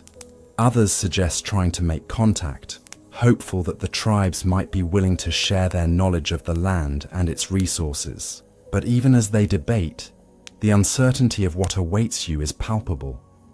There is no map of this place, no established order, and no guidebook on how to survive. The first night on land is unsettling. As you lie in your new shelter, listening to the sounds of the forest, the calls of strange birds, the rustling of animals in the underbrush, you can't help but wonder if this was the right choice. The landscape seems alien, the wilderness impenetrable, and the hopes you had carried across the Atlantic are slowly being replaced by doubt. Yet, deep down, you know that there is no turning back. You and your fellow settlers have committed to this journey, and despite the obstacles and the uncertainty, you have no choice but to forge ahead. Whether this land will bring you the prosperity and new life that was promised remains to be seen. But one thing is clear. You are here now in this strange, untamed world, and you must make it work. As the weeks pass in the new world, it becomes painfully clear that this is no simple venture. You, along with your fellow settlers, are not merely working to build a new home, but to carve out an existence from a wilderness that offers little more than land and uncertainty. The land is beautiful, yes, but it is also unforgiving. There are no roads, no conveniences, no established systems of support. You and your fellow travelers are pioneers in every sense of the word. The world you've entered is one of constant struggle, where survival is never guaranteed. You quickly realize that everything you had been told about the new world was oversimplified. Yes, the land is fertile, but it is also dense with forest, marsh, and rivers that seem more like obstacles than opportunities. Every time you break ground to start a new field or build a new settlement, the work is more backbreaking than you had imagined. The soil, though rich in potential, often requires hours of preparation, and you quickly learn that even basic tasks like clearing land, building shelters, or planting crops are far harder than the pamphlets and promises from England had suggested. Food is scarce. The salted meat from the ship, now weeks old, has begun to spoil, and your supplies are dwindling quickly. The fish from the nearby river and the occasional wild game provide some relief, but it is not enough. The settlers have no experience with the land, no knowledge of the crops that grow best here, no understanding of the changing seasons. The harsh winters, which you've heard of but never truly feared, are now a terrifying reality. Already the weather is unpredictable. The nights are cold and damp, and you huddle together in your rudimentary shelters, hoping the fire will last through the night. The cold chills you to the bone, and with each passing day, your body seems to weaken from the exhaustion of building a new life. Tensions among the settlers begin to rise. Everyone is on edge, hungry, tired, and desperate for some sign of success. There are arguments about how to manage the land, who should be in charge, and what needs to be done to secure the settlement's future. You can see the fear in the eyes of your fellow settlers. Some want to give up and return to England, while others insist that abandoning the new world is unthinkable. The hope that lured you across the ocean is now clouded by the reality of the work ahead. But through it all, there is a sense of camaraderie among the settlers, though it is fragile. You share everything: the hard work, the hardships, the small victories, and the losses. You rely on each other more than you ever thought possible, and slowly, some of you begin to work out a system, a way to divide the labor, share resources, and help one another. You begin to realize that without cooperation, you will not survive. There is no room for selfishness or pride here. The land demands too much, and the elements are too unpredictable. You must work together or you will not endure. Still, despite these small successes, the threat of hunger, illness, and even the unknown dangers of the land itself loom large. You and your fellow settlers have begun to forge relationships with the indigenous tribes in the area. But these relationships are fraught with tension. You do not fully understand their ways, and they do not fully trust you. There are moments of cooperation, trading for food, learning the basics of hunting or farming from them. But there are also moments of suspicion.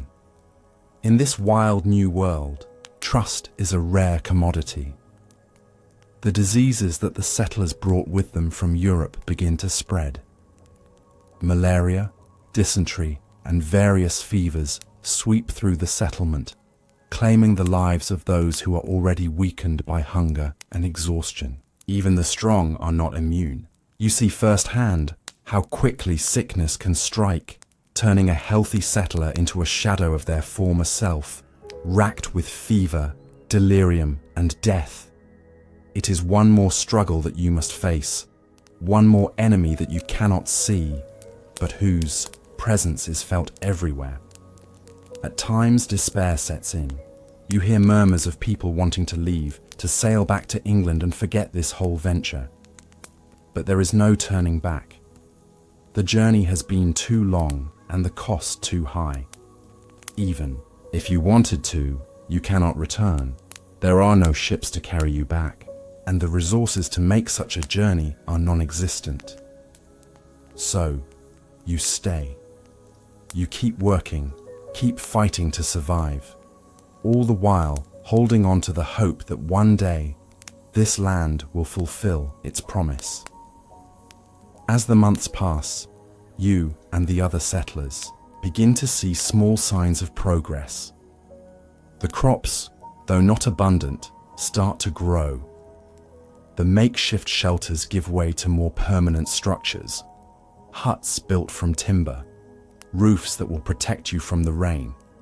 The land is still wild, still difficult, but you begin to carve out a life, inch by inch, with every effort you make. You realize that you are no longer just surviving, but beginning to create something that, in time, may grow into a thriving settlement, a real community.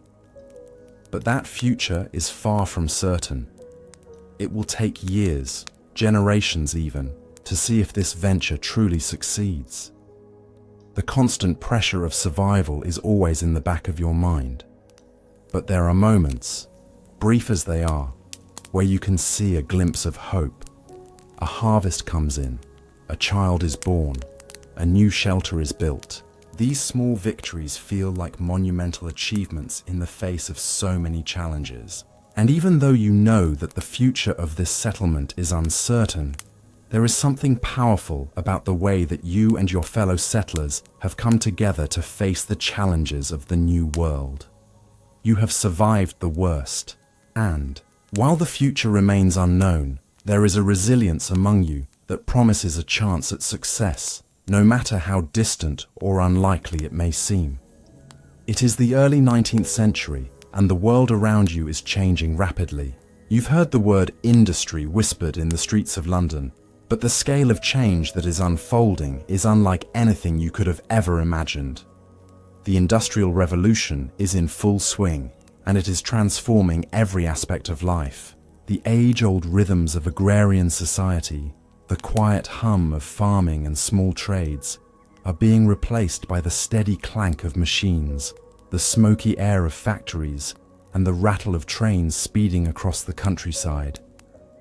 You live in a modest home in the heart of London, where the pulse of industry is already beginning to make itself felt. The skyline is changing, with tall chimneys and factory spires emerging, darkening the sky with smoke. The streets are alive with the rush of people, workers, traders, managers, and entrepreneurs, all hurrying to make their way in a world that has been transformed by the march of progress. But this progress, this great leap forward for society, is not felt equally by everyone. The divide between the wealthy and the poor has never been more pronounced, and it feels as though the gulf between the classes is growing wider every day. The factory owners, the industrialists, the merchants who ride in their carriages and dine in their grand homes are growing wealthier with each passing year. The Industrial Revolution has opened up new opportunities for them to accumulate wealth in ways that were once impossible.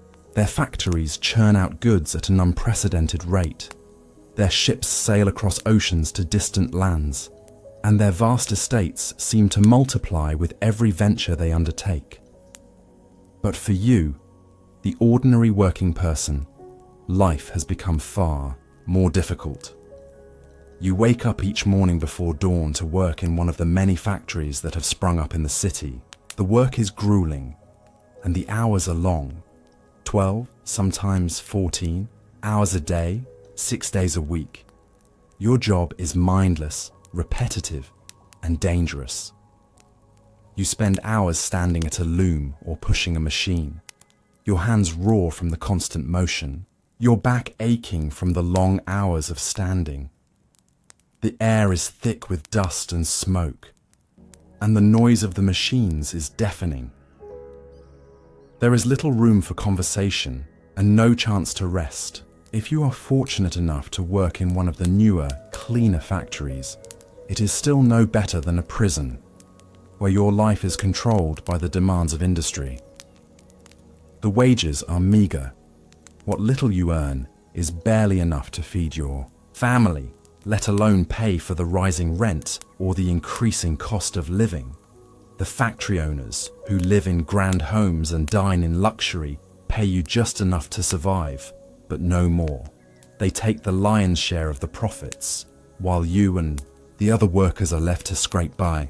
You are paid in a system that favors the factory owners. There is no security, no safety net. If you fall ill or become injured, there is no help.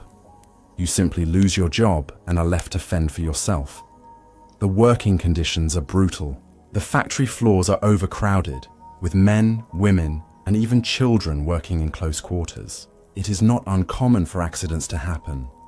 Fingers caught in machines, workers collapsing from exhaustion, children falling ill from the long hours and lack of ventilation. The factory owners, while they claim to care for their workers, are far more concerned with production and profits than with the safety or well-being of the people who make them rich. Labor unions are still in their infancy, and even though there are whispers of protests and calls for better conditions, the power of the workers is negligible compared to the vast wealth and influence of the factory owners. And yet, despite the oppressive conditions, there is a sense of hope, albeit a fragile one. The workers have begun to organize, to demand better wages and working conditions, though they face resistance at every turn. The government, which is deeply aligned with the interests of the industrialists, is quick to suppress any attempts at protest. Workers are arrested, their demands for better conditions labeled as radical or unpatriotic. It feels as though there is no way to fight back. And yet, there are moments when it seems as though something could change. As you walk through the streets of London, you see the growing contrast between the rich and the poor. The rich live in their sprawling mansions, where they entertain guests and indulge in luxury. They walk past you in the streets, paying little attention to the struggle that you and others like you face every day. They are insulated from the harsh realities of factory life, their wealth growing ever more insurmountable, while you continue to fight for even the most basic of needs. You hear of the grand balls and lavish dinners they host, while your own family scrapes by with what little you can afford to buy. You can't help but wonder, is this really the progress that everyone is talking about? Is this the future that the Industrial Revolution is supposed to create? Or is it just a system that benefits the few at the expense of the many? And yet, despite the difficulties, there are moments of resilience. You see fellow workers coming together, offering support and encouragement in the face of hardship. You hear stories of people finding ways to improve their circumstances, small acts of resistance, like organizing to demand better wages or calling for safer working conditions. Though the road ahead is uncertain, there is a growing sense of unity among the workers. You begin to realize that this revolution, while changing the face of the world, may also be the beginning of a new chapter for those who have been left behind by the rise of industry. The workers' struggle for dignity and justice may, in time, become the force that reshapes the society that seems so determined to leave them behind. As the days pass, the grim reality of factory life weighs heavily on you and the other workers. The walls of the factory feel like they are closing in, and the hum of the machines becomes a constant, oppressive presence in your life.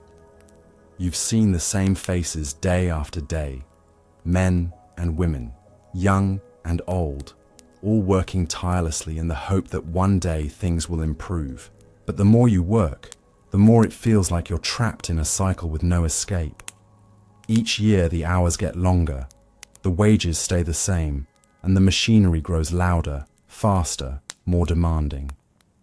The factory owners, with their grand homes and plush lifestyles, continue to profit off your labor. The gulf between the rich and the poor grows ever wider. They make decisions from the comfort of their drawing rooms, never having to experience the grueling work that you and others like you endure.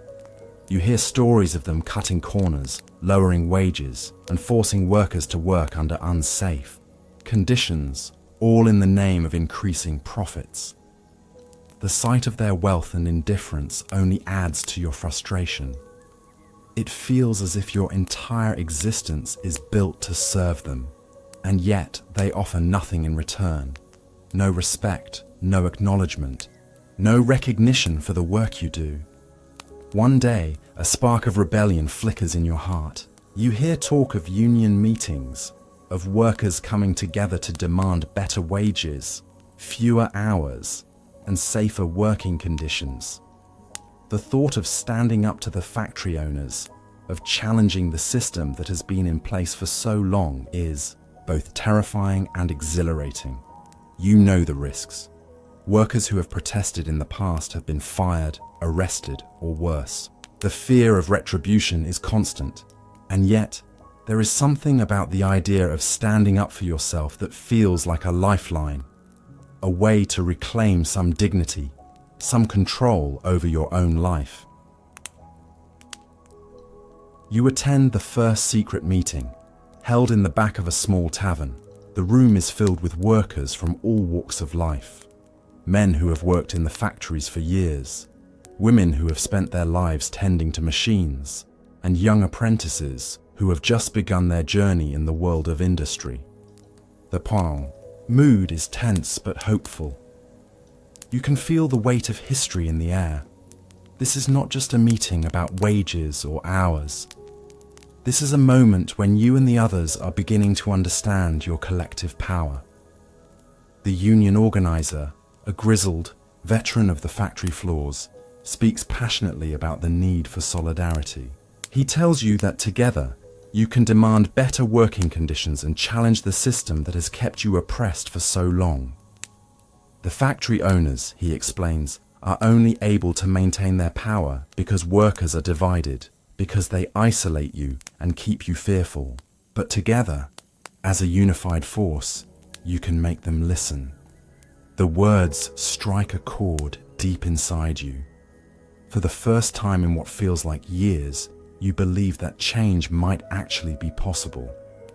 But the road to change is not without its obstacles. As you begin to speak up, to demand better treatment, you see how quickly the factory owners turn against you. The management begins to crack down on workers who are seen talking about unions. Some workers are fired for merely being suspected of involvement, and others are threatened with punishment if they do not comply. The owners make it clear that dissent will not be tolerated. The system that has held power for so long is not willing to give it up without a fight. The fear is palpable. You see your fellow workers faltering, unsure whether to continue the fight or to return to the safety of submission. But despite the intimidation, there is a growing sense of defiance. Workers begin to hold meetings in secret, passing messages, through whispers, organizing in ways that they never thought possible. The first strike begins quietly, with a few dozen workers walking out, refusing to return to the machines until their demands for better conditions are met. The strike spreads, quickly fueled by the anger and frustration that have been building for years. And though the owners try to break the strike with threats and force, it becomes clear that the workers are not backing down. The strike is a turning point. It lasts for weeks, with workers holding firm in their demands for a shorter workday, higher wages, and safer conditions. The factory owners, at first dismissive, are now forced to pay attention. The strike sends shockwaves through the entire city. It is a small battle, but it is a significant one. For the first time, the factory owners are faced with the possibility that they may not be able to control the workers as easily as they once thought. The media, initially indifferent, begins to take notice. The press starts to report on the growing unrest in the factories, highlighting the terrible conditions that the workers face and the ways in which they are being exploited. The public, long accustomed to seeing only the wealth and success of industrialists, is shocked by the reality of what life is like for the people who make their fortunes possible. Slowly, attitudes begin to shift. The workers' plight becomes a matter of public concern, and the demands for reform grow louder. Eventually, the strike ends, not with a resounding victory, but with small concessions. The factory owners agree to reduce the workday by an hour, to improve ventilation in the factories, and to offer slightly higher wages. It is not the massive victory that many had hoped for, but it is a step in the right direction. For the workers, it is a sign that their collective action has power. They have shown the factory owners that they will no longer be silent, that they will no longer accept their exploitation. Though the struggle is far from over, the first crack in the system has been made. The Industrial Revolution, for all its promise of progress, has also exposed the deep inequalities in British society. The road ahead will be long and filled with challenges, but the workers now know that change is possible, that their voices can be heard and their power cannot be ignored. The aftermath of the strike is a quiet one, but a significant one. You and your fellow workers return to the factory floors, your steps heavier with the weight of what you've experienced. The air in the factory still stinks of oil, sweat, and burning coal, and the machines still churn out goods with a relentless, mechanical pulse. But now, there's something else in the air, a sense of quiet pride. The strike may not have won all that you had hoped for, but it has ignited a spark that cannot be easily extinguished. The idea that the workers can stand together, can push back against the owners, has begun to take root in your heart and in the hearts of others. Over the following months, the factory owners, once so sure of their control, are forced to adjust. They grudgingly comply with the new rules that have been put in place. Though they never fully acknowledge the workers' power, they begin to understand it. Slowly, the conditions improve. The hours are reduced, wages are raised marginally, and some safety measures are introduced to prevent the most deadly of accidents. But the changes are small, and the workers know that the battle is far from over. Yet, even small victories have consequences. The idea of unions begins to spread like wildfire across other factories in London and beyond.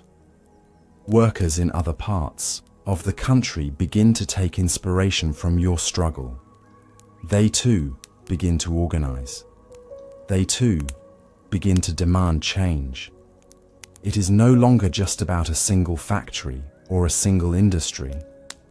It is about an entire movement, one that will reshape the way society functions.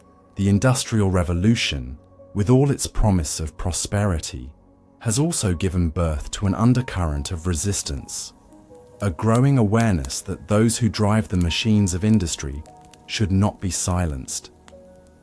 You witness the growth of this movement firsthand. It is not an easy road. There are those among the working class who still doubt that change is possible, who feel the weight of generations of oppression bearing down on them, convincing them that their voices will always be drowned out by the power of the rich and the powerful. But the message spreads, and more workers join the cause. The factory owners, of course, do not take kindly to the growing unrest. They use their influence to silence the more radical voices. Strikes are broken up, protests are violently suppressed, and the police are sent in to restore order. Yet even in the face of repression, the workers remain steadfast. They know that their fight is not just for better conditions, but for the recognition of their humanity, their right to be treated with dignity. For you, the road ahead is one of both hope and uncertainty. The world of industry is still new, still in the early stages of its tremendous growth. The social order, so firmly entrenched for centuries, is starting to shift, though it will take decades before the full implications of these changes are realized. The struggle of the workers is only beginning, and though the odds are long, there is something in the air, something different. You can feel it in your bones. The world of the past, where the aristocracy and the wealthy controlled everything, is slowly beginning to give way to a world in which the workers have a voice, in which their labor has value, and in which they can, perhaps, change the course of history. The factory, which once felt like a prison, has become a battleground, a place where not just products are made, but where the future of British society is being shaped. You are no longer just a cog in the machine. You are part of something larger than yourself, part of a movement that will one day give rise to labor rights, fair wages, and protections for the working class. The shift, while slow, is undeniable. Years pass, and the changes that started with small strikes and modest reforms begin to snowball. The idea of a just society, one where the working class has a fair share of the profits that their labor generates, begins to take hold. Social reformers, politicians, and even some industrialists begin to push for more significant changes, inspired by the movements of the workers. The first labor laws, the first protections for workers, the first steps toward workers' rights. These are all seeds that are planted during this period. As you look back on the years that led you here, you realize how far you've come. You no longer work the same long hours without respite. The factory floor is safer, the air is cleaner, and while you still work hard, you know that you are not working in vain. The road has been difficult, and there have been moments when it seemed like change was impossible. But now, with the union's strength behind you and the voice of the workers growing louder every day, you feel a sense of pride in what you and your fellow workers have accomplished. The Industrial Revolution may have begun with exploitation and inequality, but it will not end there. In time, the world you live in will look very different from the one you were born into. The workers will no longer be silent, and the wealth that once flowed only to the rich will be more evenly distributed. The future, though uncertain, holds the promise of a more just and equitable society, one in which the workers are no longer invisible, but recognized for the strength and value they bring to the world. The Industrial Revolution may have begun with the clang of machines and the smoke of factories, but it will ultimately be remembered for the voices of the workers, who, against all odds, came together and fought for a better world.